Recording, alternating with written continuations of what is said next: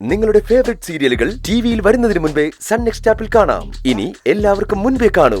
ഇപ്പോൾ തന്നെ sun next app download ചെയ്ത് സബ്സ്ക്രൈബ് ചെയ്യൂ. അതിവളുടെ തീരുമാനം തന്നെ ആന്റി. ഇതിനെയാണ് അഭിനയമെന്ന് പറയുന്നത്. അമ്മായിയമ്മയോട് സ്നേഹം കവിഞ്ഞൊഴുകുന്നു ഒന്നും വരുത്തി തീർക്കണം. അമ്മയ്ക്ക് പ്രായേറി വരിക, ആരോഗ്യ പ്രശ്നങ്ങളുണ്ട്, പൂർണ്ണമായിട്ടും റെസ്റ്റ് എടുക്കണം, അസുഖക്കാരിയാണെന്നൊക്കെ സ്നേഹത്തോടെ പറഞ്ഞ് ഒരു മൂലയിൽ ഒതുക്കാനുള്ള ശ്രമം. കൊള്ളാടി, നീ പഠിച്ച കള്ളിയ. ഈ പാവ ആന്റിയെ എങ്ങനെയെങ്കിലും ചവിട്ടി ഒതുക്കിയേക്കണം.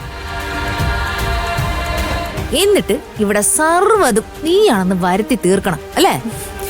ദേ ശിവാനി, നീ ഓരോന്ന് ഗണിച്ചു പറയാൻ വരണ്ട. മതി, നിർത്ത്. ഈ പേരും പറഞ്ഞ് ഇനി ഒരു തർക്കം വേണ്ട. അതെ, നിങ്ങളോട് രണ്ടുപേരോടുമായിട്ട് എനിക്കൊരു കാര്യം പറയാനുണ്ട്.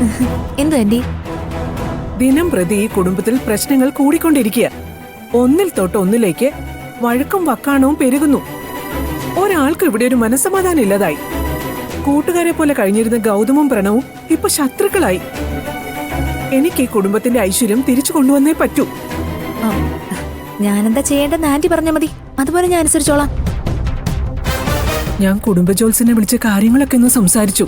അപ്പൊ വീട്ടിൽ വെച്ച് ഇവിടുത്തെ ക്ഷേത്രത്തിലെ തന്ത്രിയെ കൊണ്ട് ഒരു ഭഗവതി സേവ നടത്തിക്കാന്ന തിരുമേനി പറയുന്നത്.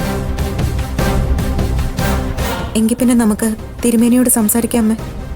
അതിന് സംസാരിക്കാനൊന്നുമില്ല. നാളെ ഒരു നല്ല ദിവസം ഇവിടെ കളം എഴുതി വിളക്ക് വെച്ച് പൂജ നടത്താന്ന തിരുമേനി പറയുന്നത്. അതെന്തായാലും നന്നായി, അത് പൊളിക്കും.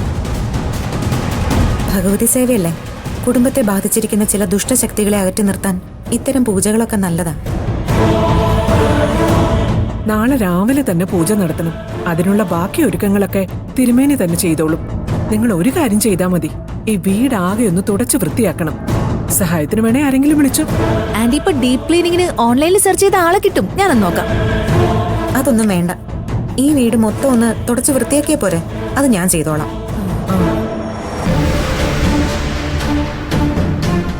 പിന്നെ വേറൊരു കാര്യം, നമ്മുടെ കുടുംബത്തിന്റെ അധികാര അടയാളമായ പൂജാമുറിയിൽ ഇരിക്കുന്ന ആ മരതകമാല ദേവിയുടെ കളത്തിൽ വെച്ച് പൂജിക്കണമെന്ന് തിരുമേനി പ്രത്യേകം പറഞ്ഞിട്ടുണ്ട്. നോക്ക് നിധി, ഇത് ഈശ്വരമംഗലം കുടുംബത്തിനു വേണ്ടി നടത്തുന്ന പൂജയാ. ഇവിടുത്തെ മൂത്ത മകനായ ഗൗതമും നീയും വേണം പൂജയുടെ മുന്നിൽ നിൽക്കാൻ. എല്ലാ ഒരുക്കങ്ങളും ഞാൻ ചെയ്തോളാം. ദേ, അമ്മ ഇപ്പൊ സമാധാനമായിട്ട് അകത്തെങ്ങാനും പോയിരിക്കാൻ നോക്ക്. ശിവാനി, നിധിക്കൊരു സഹായത്തിനായി എപ്പോഴും കൂടെ കാണണേ. ഈ പൂജ കഴിയുന്നതോടെ എല്ലാം ശരിയാവും.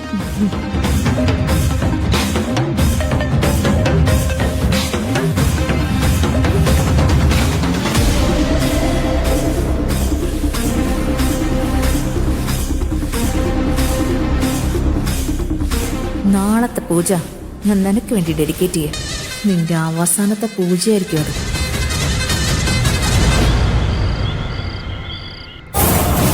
പൂജയോ മന്ത്രവാദോ എന്താന്ന് വെച്ചാ നടത്തട്ടെ. അതിന് നമുക്കിപ്പോ എന്ത് വേണം?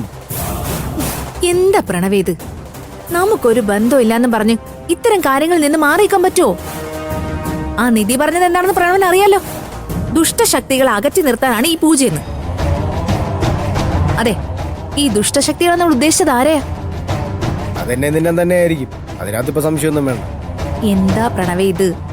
പ്രണവിന് അവകാശപ്പെട്ടത് ചോദിച്ച ഉടനെ ദുഷ്ടരെന്ന് മുദ്രകുത്തി നമ്മളെ ഒഴിപ്പിക്കാൻ വേണ്ടി മന്ത്രവാദം പൂജയൊക്കെ നടത്തുക ചെയ്യാ. കുടുംബത്തിന്റെ ഐക്യത്തിന് നന്മയ്ക്കും വേണ്ടിയാണെന്നൊക്കെ പുറത്തു പറയുമെങ്കിലും അമ്മ ഇതിലെന്തോ ലക്ഷ്യം വെക്കുന്നുണ്ട്. അതെനിക്ക് മനസ്സിലായി.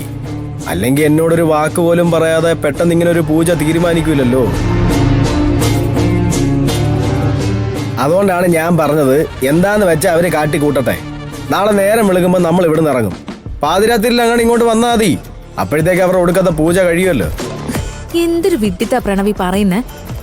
ഒന്നാമത് സ്വന്തം രക്തത്തിൽ പിറന്ന മകനെ മാറ്റി നിർത്തിയിട്ട് ദത്തുപുത്രനെ ചേർത്ത് പിടിക്കാൻ അവര് പെടാപ്പാടുപെടുക. അതിനിടയിൽ ഇത്തരം ഒരു ചടങ്ങിന് പ്രണവ് മാറി നിന്നാലോ?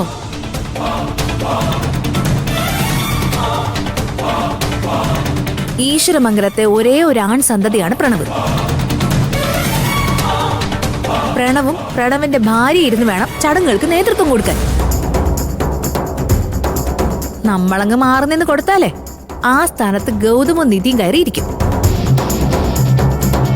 ഈശ്വരമംഗലം ഗ്രൂപ്പ് ഓഫ് കമ്പനീസിലെ സ്വത്തിൽ അവകാശം ഉള്ളതുപോലെ തന്നെ ഈ പൂജയിൽ പ്രധാനിയായി ഇരിക്കാനുള്ള അവകാശവും അത് പ്രണവിന്. പ്രണവ് മാറി നിന്നുകൊടുത്ത ആ അവകാശം അർഹതയില്ലാത്തവരുടെ കയ്യിലെത്തും.